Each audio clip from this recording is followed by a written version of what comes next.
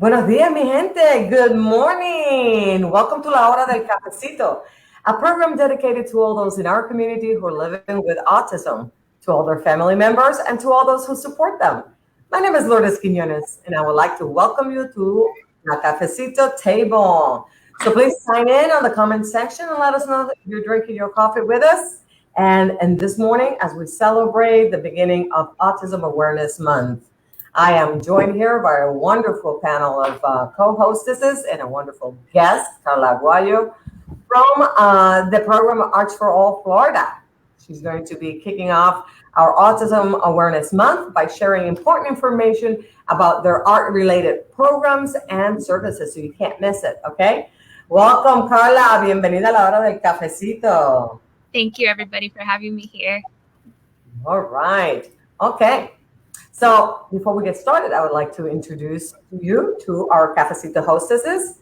And as I said before, my name is Lourdes Quiñones. I am a card consultant assigned to the primary age group. And professionally, I am a pediatric physical therapist as well as a special education teacher.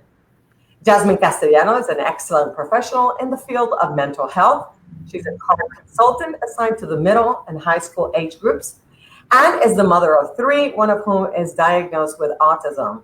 Welcome, Jasmine. Thank you, Lourdes. Maggie Aldana is an excellent special education teacher. She is the newly elected chair of CARD's Constituency Board and is the mother of 3 children, 2 of whom are diagnosed with autism. Welcome, Maggie.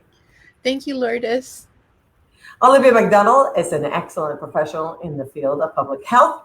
She is a card consultant assigned to the primary age group, just like me, and she has a younger brother diagnosed with autism. Welcome, Olivia. Good morning, Lourdes, and good morning, everyone. And our newest team member, Ima Camposano, is completing her master's in social work and has chosen to do her internship here at CARD, as she's committed to serving those living with autism in our community. Ima is the mother of 2. Welcome, Ima. Thank you, Lourdes. Well, before we get started, I would like to review the rules by which we want to adhere throughout this programming in order to maintain a safe environment for all of us. We ask that you please keep an open mind, a positive attitude, and respectful language. Jasmine, would you like to say hello to our audience members before we get started? Yes, Lourdes, we have Misty that is with us. So good morning, Misty. And we also have Umi that also give us a like. We have My Florida Therapy and Sarah Shepherd that also give us a like. So thank you so much for being with us today. Good morning. Thank you and welcome. We got a lot of information. Like I said, we are here interviewing today our guest, Karla Aguayo, who is going to be kicking off our Autism Awareness Month by telling us about Arts4All Florida. So why don't we get started? Karla, can you tell us a little bit about yourself? Hi, good morning, everybody. My name is Karla Aguayo. I am the new director of programs at Arts4All Florida. I am first-generation Mexican-American, and I graduated with my master's degree in art history from the School of Art and Art History at the University of South Florida here in Tampa. My previous experience in education has focused on museum education in various cities. I started my work with interning at the Harn Museum of Art in Gainesville at the University of Florida. I then, after moving to Tampa, interned at the Dali Museum in St. Petersburg, and I have also worked at the Tampa Museum of Art, helping with summer camp programs. My goal is to raise awareness of the need for equal representation in the arts and promote accessibility for all of Florida's diverse communities. Awesome. Thank you. Welcome to the program. This is amazing. All right. Jasmine? So, Karla, what is Arts4All? Let me pull up my PowerPoint right here. Sorry about that. It's okay. We'll wait. Here we go. Can we see it? Mm-hmm. Yes, can. Perfect. Thank you. So the mission of Arts4All Florida is to provide, support, and champion arts education and cultural experiences for and by people with disabilities. Our vision is to create a world in which the arts are universally accessible. We are a private, nonprofit organization who conduct our education programs in schools, Department of Juvenile Justice facilities, and community centers. We promote the accomplishments of artists with disabilities through our artist registry, exhibitions, and performances. We also increase access to the arts through professional development workshops. Arts4All Florida is headquartered in the College of Education here at the University of South Florida in Tampa. Okay. And how can individuals qualify for the service who qualify for these services apply? So many of our school programs are run directly through the state's public school system. Although we were able to keep 149 residencies virtually in a typical year, we would have over 170 to 200 different residencies going on. For a variety of different programs that are available to the general public, you can visit our website at arts4allflorida.org under the menu of what we offer. You will find a variety of programs or classes available for children and adults. So, hold on. I want to talk, make us pause right here to highlight the fact that you have the Parkinson's and Movement program, which is a wonderful program that I think families need to be aware of and can access, because this goes beyond the autism spectrum. And you may know someone who is also living with Parkinson's, and as a physical therapist, that just stands out for me. And so I just want to highlight that for families who are watching us right now, to please go onto your website and find out of all the programs. I also see your Animation Gets Real poster right there. And so I'm not sure that if you are planning on talking about that a little bit later, but if not, this is a time I would like to find out more about it. Absolutely. So as Lourdes was saying, we are open to all of our constituents of all ages. Parkinson's and Movement is one of our more senior classes, and it actually recently opened up to people with or without Parkinson's disease. So anybody with a disability that kind of limits their mobility is welcome to also join the class. We have several different programs open to children ages 5 to 11 and then 12 to 18 and 18 and up. For our upcoming Animation Gets Real 2021 summer camp, we will be hosting that virtually through Zoom. And it's actually going to be taught by somebody on the autism spectrum.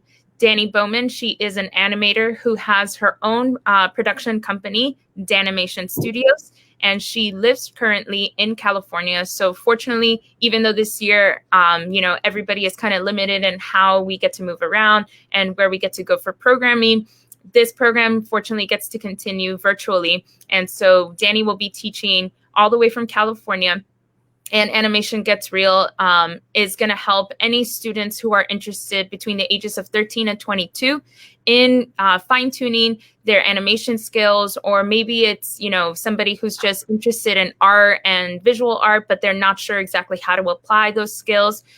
This camp is open to all skill levels, because what's really neat about it is it's going to be very small class sizes, and the breakout sessions are going to be separated by skill level. So anybody with an interest in drawing, in animation, and the arts is welcome to apply to it. Awesome. And how long is that program going to be, you said? It's just going to be 1 week for Tampa residents, and then there's going to be 2 weeks available to Miami-Dade residents.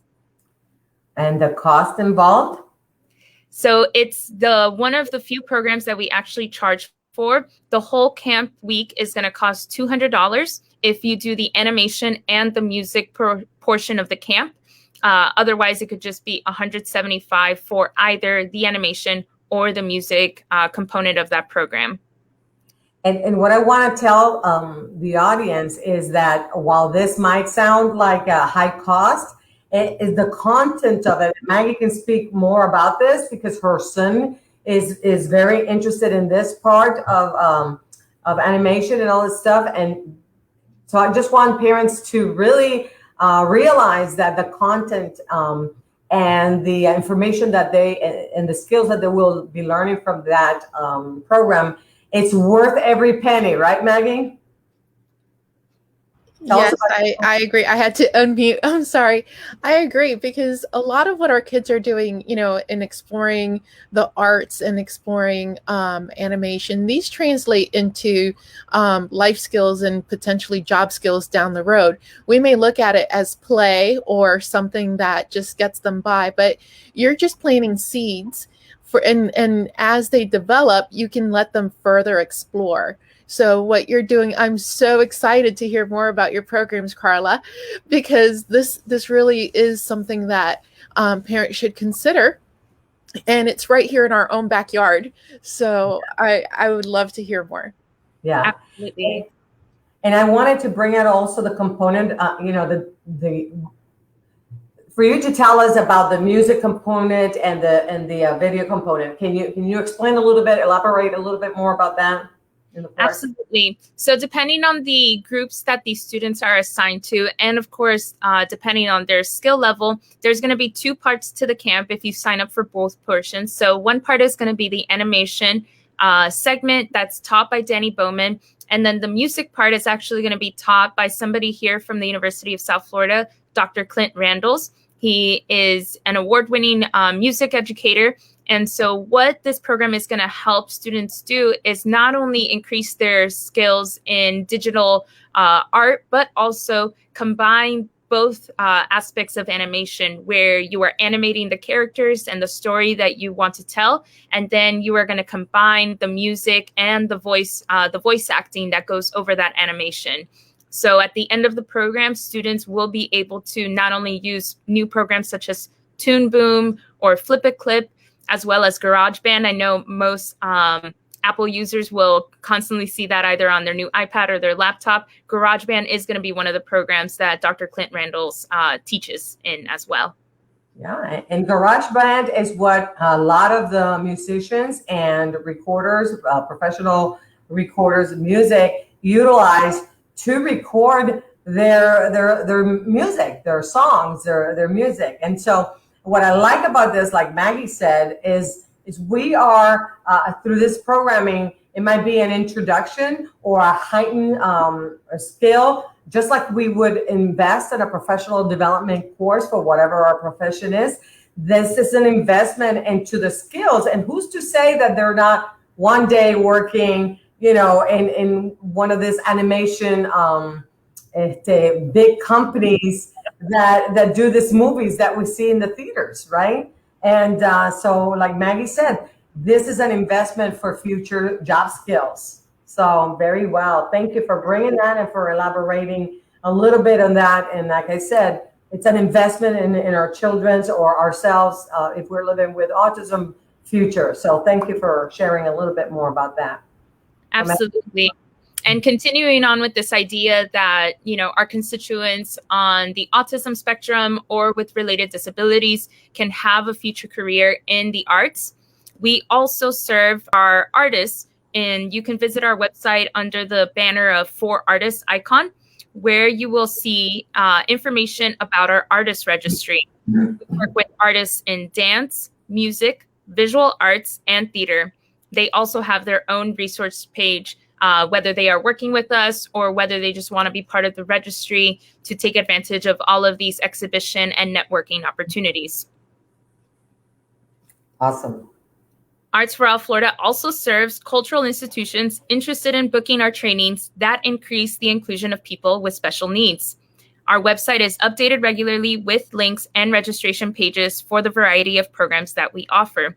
And I just wanted to make a comment on these professional developments and webinars. This was actually my first access to how I even found out about Arts4All Florida. At the time, it was called VSA Florida or Very Special Arts. Later on, our company changed the name. But I was interning at the Dolly in the education department, and I was invited to participate in an Access for All training that I believe our executive director, Jen Sabo, directed at the time. And that was my first exposure to any kind of accessibility training to serve diverse communities that enter the museum. So it kind of ended up becoming full circle in my time here in Tampa, where I interned at the Dolly, learned about this organization, and now I'm working for that organization today. Look at that. What a beauty, huh? I'm getting goosebumps. Yes, I did too. That's fantastic. Real quick, Karla, can you go over the age range? Because I'm noticing that you had a picture of an artist standing next to the artwork displayed. And I just want to clarify, because I heard you talking about public schools and I see the artist, and if you can go over that for our audience. Absolutely. So we have a close relationship, of course, with the public school system here in the state of Florida, but that doesn't mean that we only serve students in the public school system or, in that age range. Our programs open up for students ages 5 to 11 years old, 12 to 18, 18 and up. So we serve all constituents and all people with all abilities throughout the course of their lifetime. And do they only have to be public school students? I noticed that you mentioned that. Not at all. So it works a little bit differently, where I, as a director of programs, I will work with private school programs that want to hire, an artist in residence program, whereas my colleague, Dee Miller, the director of education, she would be in charge of any public school residencies. So technically, while private schools, are obviously still a school, they fall under my jurisdiction of an outreach program, if you will.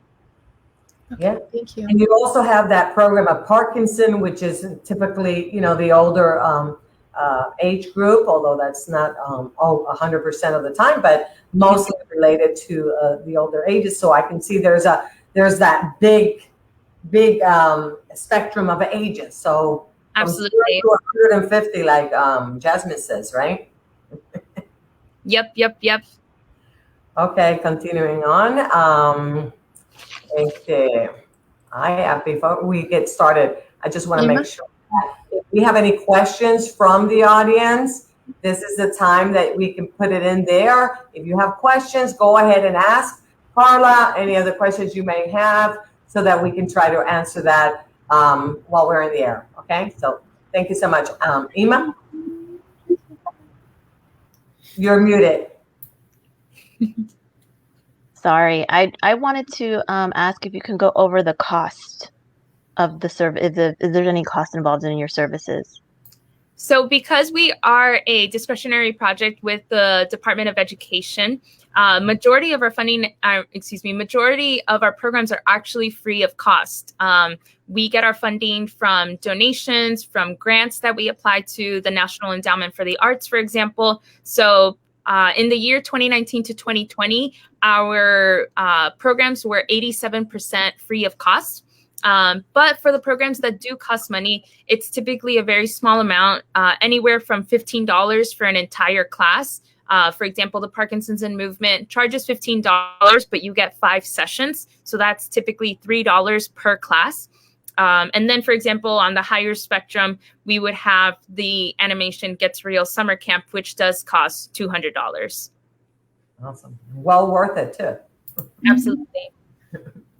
And now that we have been asked to observe social distancing, so how are you guys doing to be able to provide your services? Fortunately, technology has, aided us in this throughout the whole year. All of our programs right now are being hosted virtually through Zoom. So we have been able to maintain the majority of our programs, but just in a virtual platform. And the wonderful thing about that, even though we're not, engaging with our constituents in a face-to-face environment, we've actually been able to reach a lot more people that typically wouldn't have had access to get to a live program. If, for example, we were hosting a program at a local museum, families that live in rural counties would typically have to drive an hour or an hour and a half just to make it to the program. And then, of course, the duration of the program and counting for the traffic back or, having to stop for a meal. Now, a lot of people can enjoy all of our programs and events from the comfort of their home. Like everybody's finding out that this is going to be around virtual. Every company, every profession has found the benefits of doing this, and we're like, why weren't we doing this before? Right? Anyway, so yes, do we have any questions? Anything? Yep. No? Okay. So anything else you want to tell the audience? Yes. I don't know if I can stop sharing and then share. There it is. You did it. I did it? Okay. Yeah, did it. I wanted to share with our constituents our parents resources page, because this is a wonderful resources for everybody who may still feel nervous about, going out into the outside world. We have a plethora of resources and activities that you can do from home, all pretty much with materials that you can find in your house, so at little or no cost. We have a YouTube series called Spotlight on Art that we work with local artists to create these videos, and then they're posted on our webpage and on our YouTube channel. And we also have different art activities that are not a video, component, but rather you download the entire lesson plan. You are given the supply list for that activity, and there's plenty to work from. We even highlight the skill level that's required for this activity. Maybe today you just want something a little bit easy. You can find an activity that's perfect for you and your family. Yes, and Jasmine can speak of the benefits and mental health of the arts, and how engaging in an art activity can help maybe get us through a very challenging day, perhaps, right? No, yeah, definitely. We use art a lot because that's how the child, it's a form of communication for the child. And the adults too, because yeah, adults too, correct. But yeah. It's used, the artists use for example, in Moffat Cancer Center, they actually have a studio opened up, and patients just come downstairs and work on those mandalas, and they just, it's a way of releasing that stress. It's a way of channeling whatever it is that it's maybe in their mind at that time. You just engage in the creative process. So that's my area of interest, so I'm going to push that through. Anyway, so it's a wonderful, I'm so happy. And last year, we all know that we collaborated with Arts4All Florida to bring you, our audience, the Arts in the Park event. And we brought some of their artists, because you do have call for artists. You do have artists that are employed through artists that are employed through Arts4All program, that are available to do their performances. And so we hired some of your artists last year. We also hired some of your teacher artists to help us out through Arts in the Park event, which, by the way, we're already starting to do. And you're going to be hearing more about it. And so we hope to have a lot of people in our audiences and businesses engage with us and be part of our Arts in the Park event that was coming July 31st. So we'll hear more about that. But anyway, no questions, nothing to move forward before I move forward, because I'm about to close it. Get us to the finish line. Awesome. Well, we have Nikki. Let me get into the comments, and let me see if I find. Actually, it's not showing here. But we have Nikki that she says, remember, horticulture therapy is a great resource also for disabled individuals. Yes. That's another. I never heard of that one, but yeah, that totally makes sense. My daughter did that on her preschool. And the teacher used to have for the kids to plan and and they used to get the carrots, and so it was a pretty good experience. So they used carrots, and the garden is another therapeutic means. I remember when I was going through something in my life, nothing better than just plucking weeds. That was my therapy. And then you can paint, and then you can still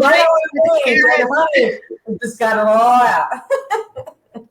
Anyways, I want to thank Karla Aguayo for taking the time to be here with us this morning. Thank you, thank you, thank you, and for sharing so much information. I'm very thankful. I know that all of us are. So I hope we can see you here again in the future. Absolutely. Thank you so much. Well, anyway, before we go, I wanted to let you know that next week we are going to be interviewing Morenek. Olivia, you say it. You do it better than me. We're going to be interviewing Marinake Giwa Onewu, who's a motivation and advocacy speaker. She's also a self-advocate, writer, university professor, mother, and a person living with ASD. And her colleague, Kayla Rodriguez, who is also a person living with ASD and a self-advocate. So you can't miss it. Yes, thank you for doing that. I apologize. I practiced and I forgot. Sorry. I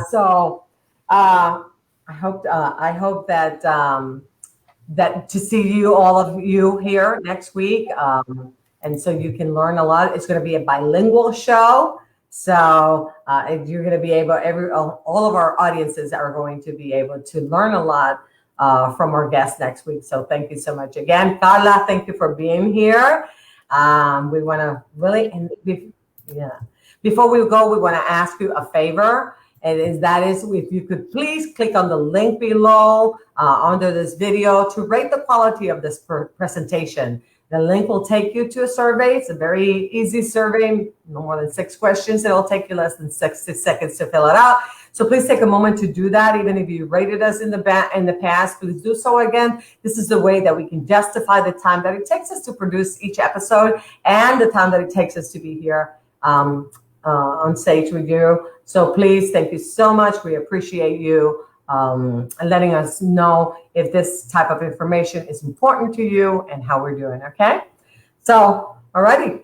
So before we go, we'd like to please give us a like, share this content with your friends and families who you know could benefit from this information, and be sure to leave us questions and comments. We'll make sure to answer them after we're done. And we hope you found this program to be very informational. We'll look forward to having you join us next week. And we wish you a very great weekend and a happy Autism Awareness Month. Thank you, everybody. Thank Hasta you. luego. Bye. Have a great day.